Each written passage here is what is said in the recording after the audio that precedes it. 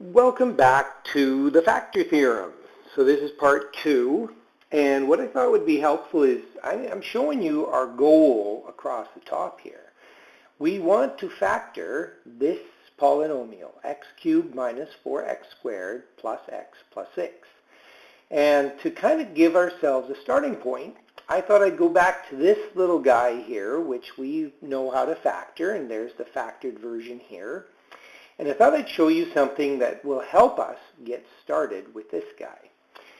First things first, you'll notice that when we look at the factored form here, this constant at the end, this 4, where's that coming from when I expand these two together? If I was to FOIL this out or multiply all these terms together, which numbers are producing the 4 or the constant? Well, it's coming from this guy times this guy, because everything else has an x in it, okay? You know, when I FOIL it out, I get x times x, x squared, and I get 4 x's and 1x. So everything has an x except for the numbers times the numbers. That's this constant here. So really important little observation is that, that's what's making the 4. It's the 1 times the 4. So if I look back at this, suppose I tried to get this thing factored. Now let's say it turned out maybe there was 3 of these binomials. It's not always that there's 3, but let's say it was hypothetically. I would like the number that's here times the number that's here times the number that's here to turn into the constant at the end. I would like those numbers to become the 6. Everything else, presumably, is going to have some sort of an x in it. You know, whether it turns into x cubed or x squared or whatever it does. The only way I'm going to get this number, this positive 6 here, is this guy times this guy times this guy. So really what it boils down to is these numbers should all multiply together and make 6. That's kind of my starting point. So I look at that and I go, well, how many numbers do I have that multiply together and make 6? And we're talking about integers here. We're not going to get into fractions at this stage. We're talking about nice numbers like maybe, for example, maybe a 1 times a 2 times a 3. Okay, hey, those would be good numbers. Maybe they work. You know, maybe that's the answer. Okay, so how do I determine which ones are the answer? Well, let me clear off a little space here, okay, and I'll show you our little system now that you've sort of seen the reasoning behind it. Okay, so the system is, you look at the number at the end and you say, okay, what are integer factors of 6?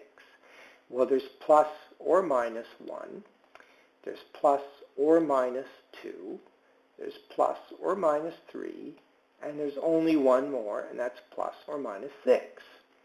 So what I would like to do is I would like to divide. Let's say we start with positive 1. Okay, what that means is I'm examining whether or not x minus 1 is a factor. How do I quickly determine if it's a factor? Well, I just plug the positive 1 in, and then look at the remainder. If the remainder is 0, then I know I have a factor. So that's what I'm going to do. So I'm going to go 1 cubed minus 4 times 1 squared plus 1 plus 6.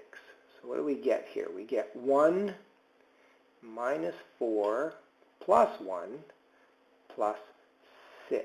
So that looks like 8 take away 4. It certainly doesn't look like 0. So I'm just going to say, nope, that's not 0.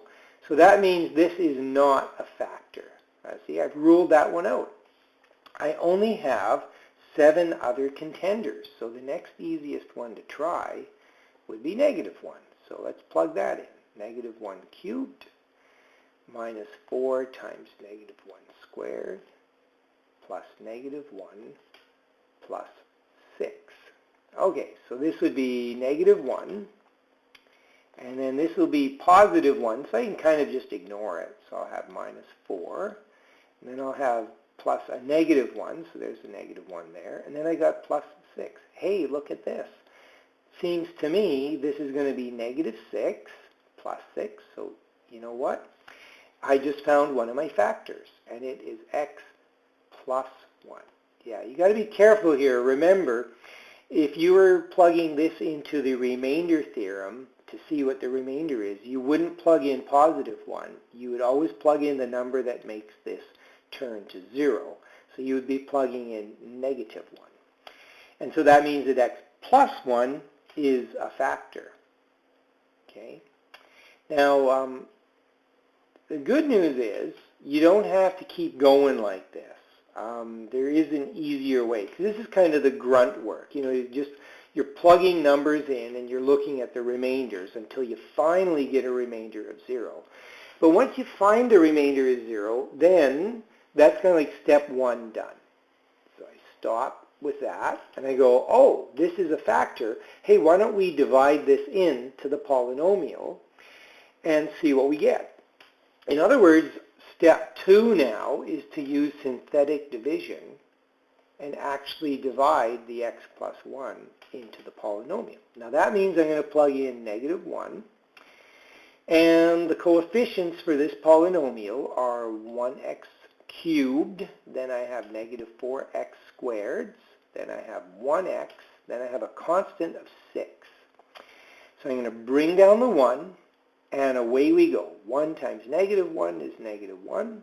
Add them up. I get negative 5. Negative 5 times negative 1 is positive 5, and I add them up, and I get 6. 6 times negative 1 is negative 6. Add them up, and I get 0. Now that's good that we got 0. It's kind of a way of checking your work, because remember, this is your answer here, and this is supposed to be the remainder. And it would be very strange if we thought this was a factor, and when we divided it, we got some sort of remainder other than 0. So this really always has to be 0 to be confirming that that's a factor.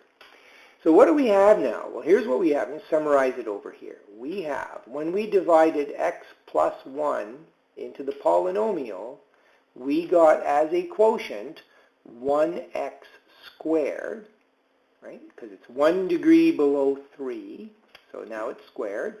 Then I have minus 5x's, and then I have plus 6.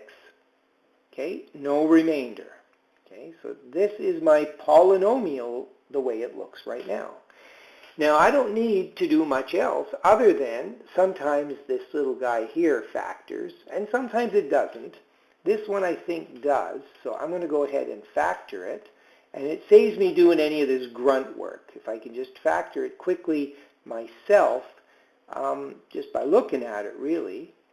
Okay, are there two numbers that multiply together that make positive 6 and add up to negative 5? And I'm thinking maybe negative 2 and negative 3. So guess what? This is my answer. This is my factored version of the original, of this polynomial here. Okay, we take this guy here, and with the work that we just did, we now have an equivalent but factored version of that polynomial. So that's how you factor these polynomials. And I think that's probably a good place to stop for today. I'm going to come back with another example to just reinforce what we're doing here.